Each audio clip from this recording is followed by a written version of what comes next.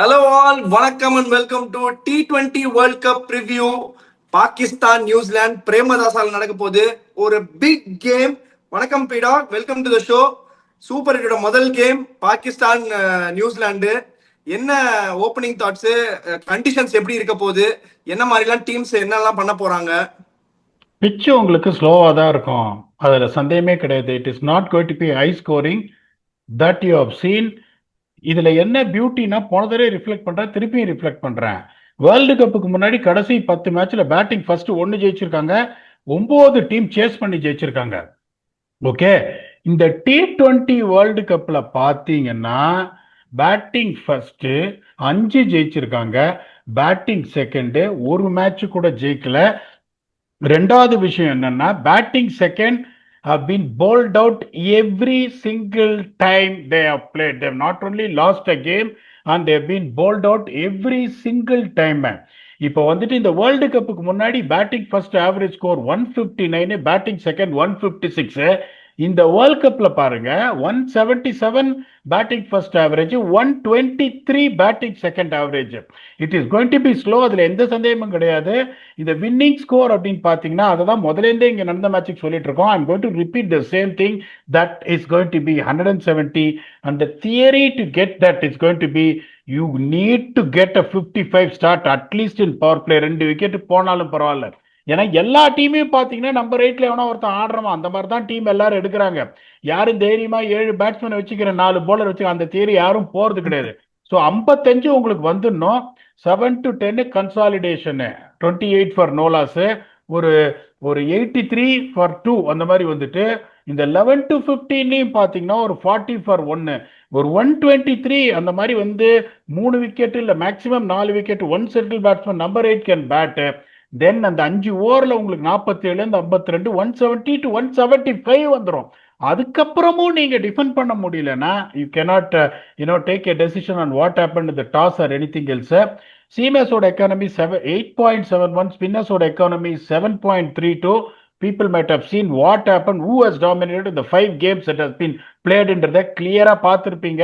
உஸ்மான் தாரிக்கு இந்தியாவாலேயே அடிக்க முடியல அப்படிங்கும் போது நீங்க யோசிச்சு பாருங்க what it is going to பீன்னு. இப்போ உங்களுக்கு வந்து பேட்டிங்னு பாத்தீங்கன்னா வின் ஃபேக்டர், இங்க பவர் பிளே அதெல்லாம் கிடையாது. கடைசி 6 ஓவர்ல 7 to 15 நீங்க எப்படி ஆட போறீங்க? அந்த 9 ஓவர்ல எப்படி ஆட போறீங்க? To set it up, have a blast ஏர்லியான இந்த 6 ஓவர்ஸ், ரிசர்வ் எ பிளாஸ்ட் இந்த லாஸ்ட் 5 ஓவர்ஸ். அந்த மிடில் ஓவர்ஸ்ல யார் ரொம்ப அழகா செட்டப் பண்ணி கொடுக்குறாங்க, they are going to win the match. அதுல எந்த சந்தேகம் கிடையாது. அதுக்கப்புறம் ஸ்பின்னர்ஸ், எந்த டீமோட ஸ்பின்னர்ஸ் நல்லா போடுறாங்களோ they are going to win. This is what the conditions for Colombo and Premadasa Stadium. If you want to add on something, please add, then we can go for the playing level. இந்த ஸ்பின்னு சொன்னீங்க, New Zealand are going to face a Himalayan task of facing the spinning giant of this world கப்னு தான் நான் சொல்வேன். இந்தியாவை விட நல்ல குவாலிட்டியான்னு கேட்டா இல்ல, பட் ஆனா குவான்டிட்டி வைஸ் நிறைய வச்சிருக்காங்க, என்ன வெரைட்டி வேணுமோ கொடுப்பாங்க. ஸோ ப்ளீஸ் ஆட் ஆன் பிடாக், வின் ஃபேக்டருக்கு போயிடலாம். ரொம்ப கரெக்டாக சொன்னீங்க. அவங்களுக்கு எல்லாமே இருக்கு. லெஃப்ட் ஆர்ம் ஆர்த்தடாக்ஸ், ஒரு சைம் மயூப் மாதிரி ஒரு off spinner, can bowl mystery balls, ஒரு மிஸ்ட்ரி போலர் உஸ்மான் தாரிக்கு, அப்ரார் அஹமது ஒரு மிஸ்ட்ரி போலர், ஷதாப் கான் ஒரு கன்வென்ஷனல் லெக் ஸ்பின்னரு. நீங்க ரொம்ப பியூட்டிஃபுல்லா சம் அப் பண்ணீங்க. இப்ப நியூசிலாண்டோட பிளேயிங் லெவனை நான் சொல்றேன். அது வந்து உங்களுக்கு எப்படி இருக்கு? இந்த லாக்கி ஃபெர்கூசனுக்கு குழந்தை பிறந்திருக்கு. So is left the squad, but is expected to join. Correct டயத்துக்கு வந்துருவாரா தெரியாது. Based on that, we are going to go with a playing 11 which should suit the Premadasa conditions. It's Finn Allen to open with Tim Seifert. Rachin Ravindra found form the last game. He will retain his place. அதில் எந்த சந்தேகம் கிடையாது. Followed by Daryl Mitchell, Glenn Phillips, Mark Chapman, Mitchell Santner. இந்த Jimmy நிஷம கட்டின அழாதீங்கடா, இஷோதி, Daryl Duffy, அதுக்கப்புறம் உங்களுக்கு வந்துட்டு mat Henry. Ferguson வரலன்னா Kyle Jamieson will take his place. If Ferguson arrives on time, Ferguson will come. வெளியில கான்பே உட்காந்துருப்பாரு, எதுவும் சேஞ்ச் ஆகாது. அந்த மெக்காங்கி வெளியில உட்காந்துருப்பாரு. என்ன பொறுத்த வரைக்கும் இங்க கொலம்போல ஜெமினிஸ் எல்லாம் போலிங்கே போட முடியாது. அவர் பேட்டிங்கே அவருக்கு பேட்ல பட மாட்டேங்கிறது. ஸோ என்ன பொறுத்த வரைக்கும் நீஷம் பதில இசோதி வரணும்ன்ற. இது ஃபெர்குசன் இல்லைன்னா ஜெமிசன் வில் டேக் இஸ் பிளேஸ்ன்ற. இந்த பிளேயிங் லெவன் நீங்க கரெக்ட்னு சொல்றீங்களா இல்ல ஏதாவது சேஞ்சஸ் இருக்குன்றீங்களா before we can go for Pakistan playing eleven? அவங்க ஹை டைம் ஜிமி நிஷாம தயவு செஞ்சு கொஞ்சம் ஆட வைக்காம இருக்கிறது ரொம்ப ரொம்ப நல்லது. ஏன்னா என்ன ஒரு ரோல்னு அவருக்கு தெரியவே மாட்டேங்குது. அவரை என்ன பண்ண வைக்கிறாங்கன்னு தெரிய மாட்டேங்குது. சாண்ட்னருக்கு அப்புறம் வராரு. சாண்ட்னர் முன்னாடி பேட கட்டிங் போயிடுறாரு. போலிங்கும் ரொம்ப பெனிட்ரேட்டிவா இருக்கான்னு கேட்டா சத்தியமா இல்ல. ஈஸ்வரி தயவு செஞ்சு ஆடுங்க ப்ளீஸ். பிரேமதாசால கூட ஈஸ்வரி ஆடுனா இந்த வேர்ல்டு கப்ல நீங்க ஆடவே முடியாதுப்பா. ப்ளீஸ் ஸ்பீடாக பாகிஸ்தான் பிளேயிங்ல ஒன்று போயிடலாம். கரெக்டா சொல்றீங்க. ஏன்னா சாண்டர் இம்செல்ஃப் இஸ் ஸ்ட்ரகிளிங்க. அவரும் வந்து இந்தியா T20 இருக்கட்டும், இப்போ வேர்ல்ட் கப்பா இருக்கட்டும், அந்த இம்பாக்ட் அவர் இன்னும் கிளியர் பண்ணலங்கும் போது நீங்க பிரேமதாஸ்ல கெல் பிளேப்ஸை வச்சுன்னு போனீங்கன்னா you have the battle is lost. இஷ்யோதி ஆடியே ஆகணும். பாகிஸ்தான் தான் வந்து அந்த டிலம்மால இருப்பாங்க. போன மேட்ச் அப்ரார் அஹமட உக்காத்தி வைக்கிறாங்க. அந்த மாதிரி ஒரு எதுவுமே கிடையாது உங்களுக்கு. நமீபியாவோட ஓகே. இவங்களுக்குலாம் நீங்க வந்து பேச கண்ணில் காட்டக்கூடாது. ஒன்னே ஒன்று கரெக்டா பண்ணாங்க, அந்த சல்மான் மிர்சாவை கொண்டு வந்தாங்க ஷஹீன் ஷா அஃப்ரீதிக்கு பதில. ஸோ அவங்களோட பிளேயிங் லெவன் என்ன பொறுத்த வரைக்கும் my team is without Babar Azam. ஒரு பிளேயரை நீங்க நம்பர் 4ன்னு வச்சுட்டு அதுக்கப்புறம் ஒரு ஸ்டார்ட் கிடைச்சா அவர் நம்பர் 4ம் ஆட முடியாது, நம்பர் 5ம் ஆட முடியாது, நம்பர் 6ம் ஆட முடியாது. அவரை டிமோட் பண்ணி எல்லா ஷாதாப் கானே எல்லாரையும் நீங்க முன்னாடி இறக்குறீங்கன்னா why you want to play him is what I really can't understand. You don't want அந்த ஒரு நம்பர் 9 டு பேட். சொல்லுங்க. பாபர் அசாம் ஆடலன்னா நான் பாட்டுக்கெல்லாம் ரெடி பண்ணி வைக்க சொல்லேனே எப்படிடா உங்களை. நியூசிலாந்து மேட்ச் முடிஞ்ச உடனே பாட்டெல்லாம் ரெடி பண்ணீங்க. நல்ல பாண்டிங்களே அழகா ஏதோ ஒரு பழைய பாட்டு ஒண்ணு பாடினீங்க சூப்பரா. அந்த மாதிரி ரெடி பண்ணீங்க. கேட்டா பாபர் ஆட மாட்டேன்னு சொல்றீங்களே பீடா. இது என்னது? இது எனக்கு ஒன்றும் புரியல.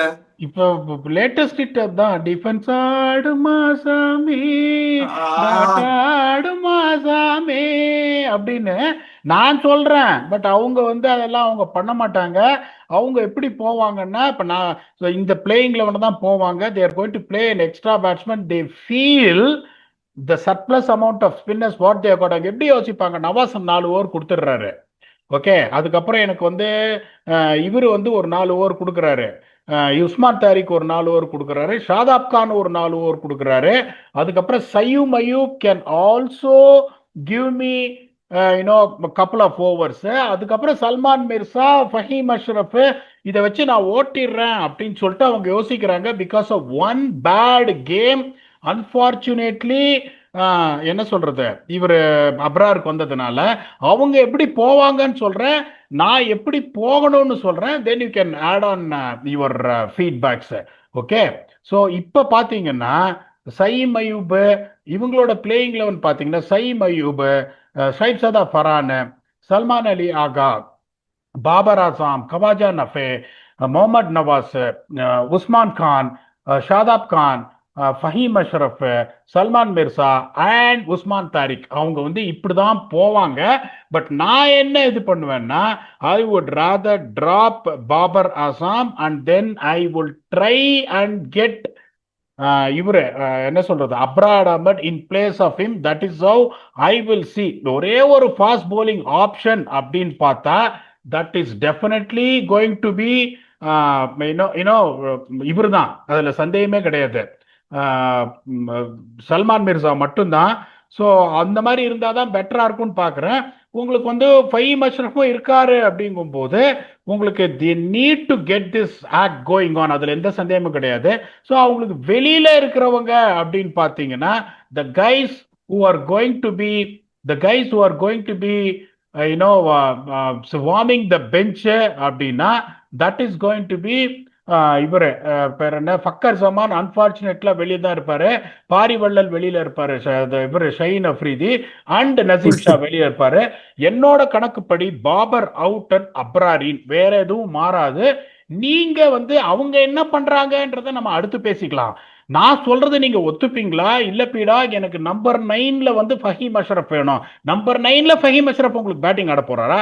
That is only question I'm asking. I would rather sacrifice Babar Azam and get this guy Abrar Ahmed in. Please let me know your thoughts where we can go for game changes. எனக்கு தெரிஞ்சு பாபர் அசாமா இந்த மாதிரி ஒரு கேம்ல டிராப் பண்ணுவாங்களான்னு கேட்டா very doubtful தான் beat ஆகும். எவ்வளோ டாக்டிக்கலா ஒரு பக்கம் இருந்தாலும் பாகிஸ்தான் இன்னைக்குமே டாக்டிக்கலா யோசிச்சுனா நான் பார்த்ததே கிடையாது. டாக்டிக்கலா ஸ்ட்ராட்டஜிக்கலா யோசிச்சு நான் பார்த்ததே கிடையாது. ஷஹீன் ஷா அஃப்ரிடியை கட்டின்னு உள்ள நாள் அழுதாங்க, இப்பதான் கொஞ்சம் அளவுக்கு தெளிவாயிருக்காங்க. But I don't think Babar இந்த கேம்ல ஆட மாட்டாங்களா அப்படின்னு கேட்டா ஐ டோன்ட் நோ. மேபி நீங்க சொல்றது கூட இருக்கலாம். கண்டிப்பா ஒரு சம ஆப்ஷனு பாபருக்கு பதிலா அப்ரார் ஆடுறது சம ஆப்ஷனு. பட் பொறுத்து தான் பார்க்கணும். But I don't think so. எனக்கு அவங்க அவர் டிராப் பண்ண மாட்டாங்கன்னு நான் நினைக்கிறேன். கண்டிப்பா ஸோ இப்போ வந்து சொல்லுங்க. வின் ஃபேக்டருக்கு போயிடலாம். அது என்ன அப்படின்றது இல்ல நீங்க சொல்றத நான் வந்து டாக்டிக்கலா அவனை அப்படியே நெசுக்க பார்ப்பேன் ஸ்பின்னை போட்டு. அவங்க அதெல்லாம் பண்ண மாட்டாங்க.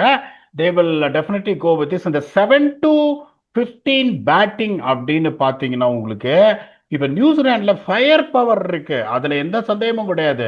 உங்களுக்கு இந்த 3ல இருந்து போலாம். That is Rachin Ravindra slightly getting back to form. Mitchell has been brilliant.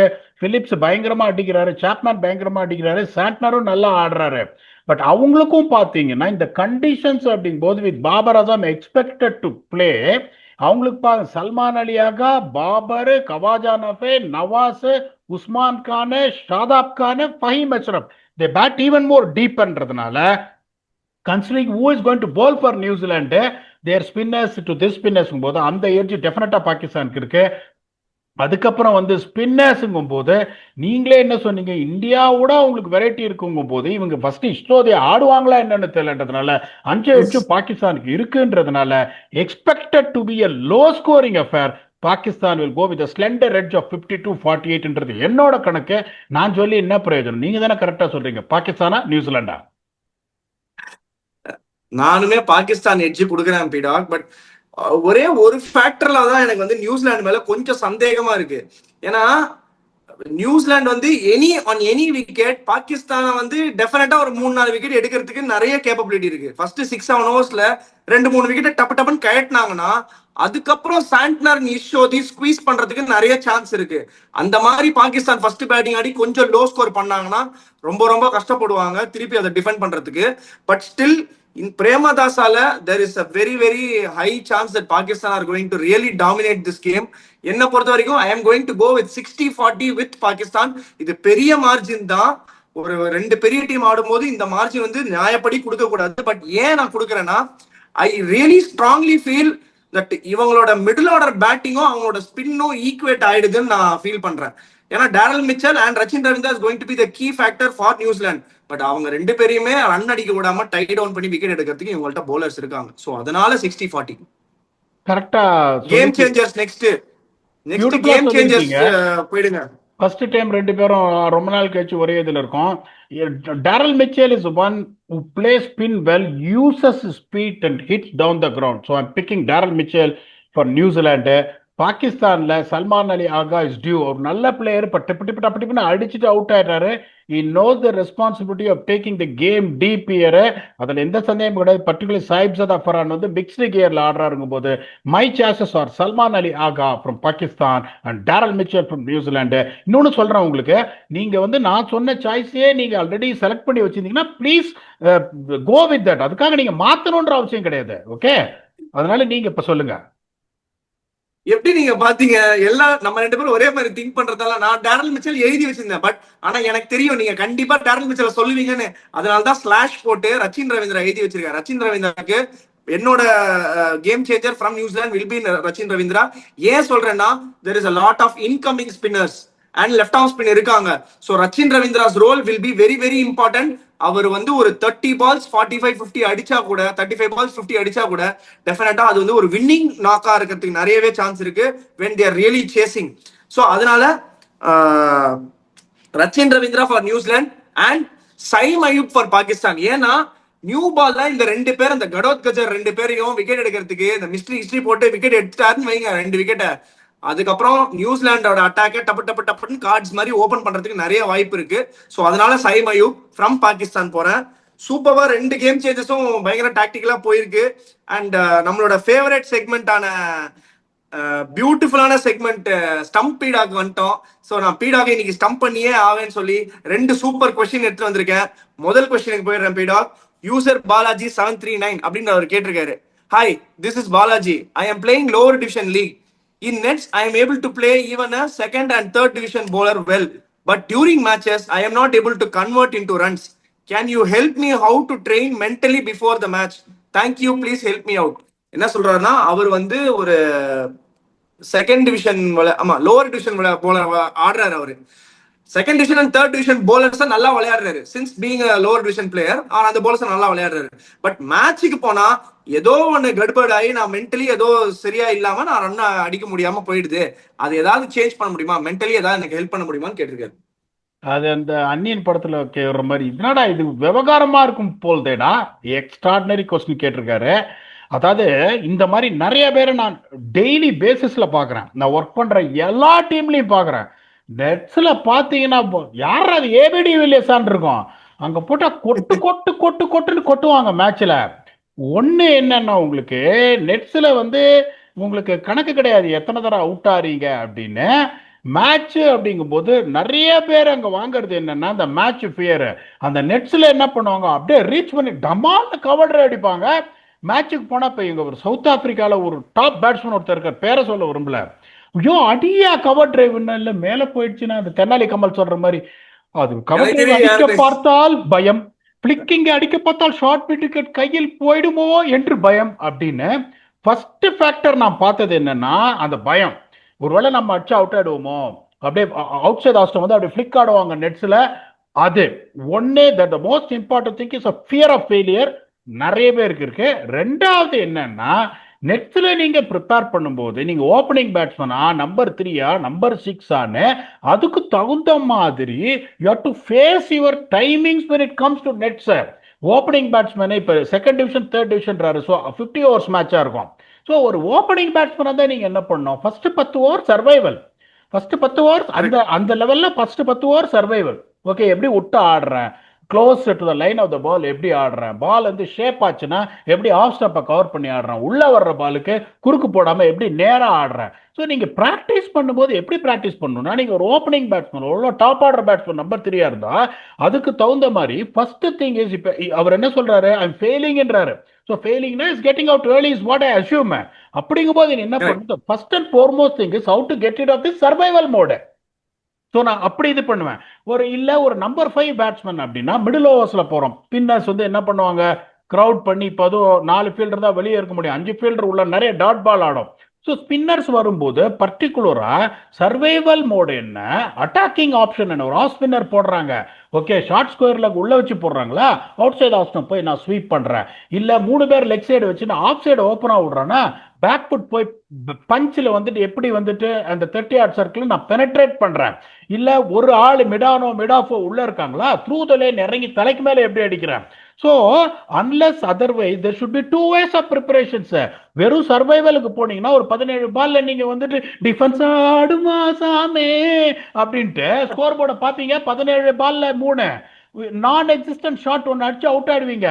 அதுதான் கேம் அவேர்னஸுக்கும் போது நீங்க நெட்ஸ்ல எப்படி ப்ரிப்பேர் பண்ணணும் அப்படின்னா, ஒரு ஃபாஸ்ட் பவுலரா நீங்க அப்படின்னா நியூ பால்ல நான் போட போறேன், என்னோட ரோல் என்ன, கேப்டன் என்ன கொடுக்கணும், நீ 5 ஓவர்ல 11 ரன் போட்டு போ, நீ விக்கெட்லாம் எடுக்க வேணாம் அப்படின்னா ஸ்டம்ப் டு ஸ்டம்ப் நான் எப்படி போடணும், மேட்டிங் விக்கெட்ல எப்படி போடணும், டர்ஃப் விக்கெட்ல எப்படி போடணும், நான் ஒரு out swing bowler in swing பவுலர்னா பயங்கரமா அலையுதுன்னா கிரீஸை யூஸ் பண்ணி எப்படி போடணும், ஓல்டு பால்ல நியூ பால்ல பிராக்டிஸ் பண்ணணும், அதுக்கப்புறம் டெத் ஓவர்ஸ்ல what kind of yorkers I am comfortable. So இந்த மாதிரி நீங்க நெட்ஸ்ல பிராக்டிஸ் பண்ணும்போது நிறைய பேர் கான்ஃபிடன்ஸுக்கு பிராக்டிஸ் பண்ணுவாங்க. ஓகே, த்ரோ டவுன்ஸ் வந்து நிறைய பேர் என்கிட்ட சொல்லுவாங்க, பேர்லாம் மென்ஷன் பண்ண விரும்பல, மேல போடு பாடுவான், மேல போடுவானே உனக்கு மேட்ச் ஏறணும்னு. கரீபியன் பிரீமியர்ல நிறைய பேர் என்ன பண்ணுவான், அரே boss I wanted to be up, I practicing power ஹிட்டிங்னுவான். பிராக்டிஸ் மேட்ச்ல பவர் ஹிட்டிங் பண்ண முடியாதுல, நான் போடுறத நீ அடி அப்படின்னு, நான் போடுறத நீ அடிச்சிட்டீங்கன்னா you will do well. So how much ever you are testing yourself in the nets based on the kind of a player you are, the role you play both as a batsman and bowler, only when you get the victory in the net session you can transform it to performance. நீங்க சும்மா daily அரை மணி நேரம் நான் batting ஆடுறேன், அரை மணி நேரம் bowling போடுறேன், ஒரு பிளானே இல்லாம நீங்க பிராக்டிஸ் பண்ணீங்கன்னா without your role definition fail ஆயிட்டே தான் இருப்பீங்க. ஃபெயில் ஆக என்ன ஆகும், மனசுல வந்து இப்ப ஒரு கேள்வி கேட்கற மாதிரி வந்துடும், என்னால் ரன்னே அடிக்க முடியல, என்னால ரன்னே அடிக்க முடியன்ற மென்டாலிட்டியில நீங்க கார்டு எடுத்தீங்கன்னா ரன் அடிக்க மாட்டீங்க மிஸ்டர் பாலாஜி. அதனால நீங்க வந்துட்டு எப்படிப்பட்ட பேட்ஸ்மேன், எங்க ஆடுறீங்க based on that what kind of bowlers you will face, field எப்படி பெனட்ரேட் பண்றது, என்ன அட்டாக்கிங் ஷாட்ஸ் ஆடணும், அதை நெட்ஸ்ல ப்ராக்டிஸ் பண்ணுங்க. கண்டிப்பா you will shine well. Vicky, please add if I missed out on anything. Balaji, இப்போ ஒன்னே ஒண்ணுதான் சொல்ல போறேன். பீடாக் சொன்ன பாயிண்ட் எல்லாம் கேட்டுக்கோங்க. நெட்ஸ்ல நல்லா பிராக்டிஸ் பண்ணுங்க. தைரியமா சாமி கும்பிட்டு போய் மேட்ச் ஆடுங்க. ஒன்னும் பிரச்சனை இல்லை, கண்டிப்பா ரன் அடிப்பீங்க. ஹோப்ஃபுல்லி நீங்க ரன் அடிக்கணும். Good luck Balaji. நெக்ஸ்ட் கொஸ்டினுக்கு போயிடலாம். ஜெயசூர்யா துரை கேட்டிருக்காரு, பீடாக் sir, in the last video you gave an explanation for reverse swing, same like what is difference between conventional off spin and googly, and why googly is more effective and hard to play for the same batsman who face the off spin delivery. Give your wonderful thoughts, difference between leggy and carom ball. Second question, அதுல ரெண்டு question கேட்டிருக்காரு. So என்ன கேக்குறாருன்னா, off spin போடும்போது batsman கம்ஃபர்டபுளா ஆடுறாங்க, leg spin போடும்போது கம்ஃபர்டபுளா ஆடுறாங்க. இந்த கூகுளியும் ஆஃப் ஸ்பின் மாதிரி தானே, ஏன் கம்ஃபர்டபுளா ஆட முடியல, ஏன் அது ஒரு சம பாலா இருக்கு, ஏன் அதை வந்து பேட்ஸ்மேன் கஷ்டப்படுறாங்க, விக்கெட் எடுக்கிறாங்க அப்படின்னு கேக்குறாரு. அதாவது கடவுள்கிட்ட நான் வந்து ஒரு பார்த்துட்டு ஒன்னே ஒன்று கேட்குறேன். என் வியூவர்ஸுக்கு இருக்கிற மூளையில எனக்கு பாதி இருந்தா என்னோட கோச்சிங் இதுல வந்து இன்னும் நிறைய டீம்ஸ் ஜெயிக்கும். அதாவது எப்படி கேட்குறாங்கன்னா, எப்படி யோசிக்க வைக்கிறாங்க. இவர் கேட்குற கொஸ்டின் பிரில்லியன்ட் கொஸ்டின். ஏன் கூகுளையும் ஆஸ்பின் ரெண்டுமே உள்ளதான் வருது. லொட்டார்னு கூகுளிக்கு போல்டானா, ஆஸ்பின்னை மடக்கி அடிக்கிறான். என்னையா இதுல வித்தியாசம்? எக்ஸலண்ட். இதுல வந்து ஒன்னே ஒன்று தெரிஞ்சுக்கோங்க. when I bowl off spin, unless otherwise I have a carom ball, doosra is not allowed because the bend is more than 15.6 degrees. So நான் ப்ரீடிட்டர்மைண்டா என்னோட லைனை தான் நான் மாற்ற முடியும். ball is going to spin on the same side. அதுவும் particularly பாட்டா பிச்சா இருந்தா, பவுன்ஸ் வேரியேஷன் நல்ல பிச்சா இருந்தா ட்ரெடிஷ்னல் ஃபிங்கர் ஸ்பின்னுக்கு கிடைக்காது, ரிஸ்ட் ஸ்பின்னுக்கு தான் கிடைக்கும். ரெண்டாவது சொல்றேன், இப்போ ஆடம் ஜாம்பா, யஜ்வேந்தர் சஹல்னா கம்ப்ளீட்லி இது வந்து palm will be pointing towards a batsman. Okay, complete back of the hand. Wanindu அசரங்காவோட கூகுளி பாத்தீங்கன்னா அரை கூகுளி. வனிந்து அசரங்கா இப்படி போகாது, இப்படி போடுவாரு. அவருக்கு வந்து ஒரு பேக் ஸ்பின்னர் மாதிரி வரும்.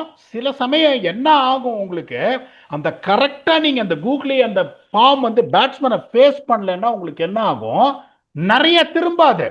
அன்லெஸ் அதர்வைஸ் அது நீங்க கரெக்டா அந்த மாதிரி பேட்ஸ்மேன் பாமை ஃபேஸ் பண்ணாதான் உங்களுக்கு வந்து பால் நிறைய திரும்பும். அப்படிங்கும்போது எங்க வந்து அவங்க டிஃபீட் ஆக முடியும்னா, the difference in amount of turn ஒண்ணு. ரெண்டாவது பாத்தீங்கன்னா, when you are trying to bowl a googly, that is a back of the hand போது the shoulder has got very less stress on that. If you see a leg break, if you see a googly, that will be a minimum of 9 to 14 kilometers difference in speed. Leg break போடும்போது you get your shoulders into it on the pivot.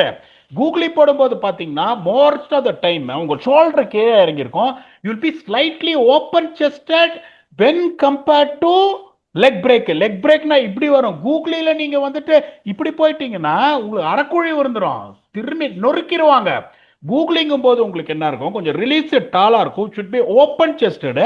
ஆனா shoulder இறங்கினாதான் அந்த back of the hand palm அந்த வர முடியும் உங்களுக்கு நேரம் இப்படி ரிலீஸ் வரதுனால.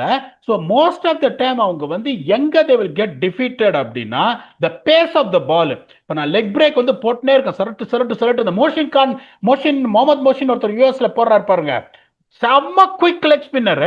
பட் அவரோட கூகுளியோட பேஸ் டிஃபரன்ஸ் பாருங்க. ஸோ எங்க வந்து கூகுளில எதுன்னா, you can never judge how much the ball is going to spin when it comes to கூகுளிஸ். ஏன்னா that is called as a wrong கன். அதை ராங் கன்னு சொல்லுவாங்க.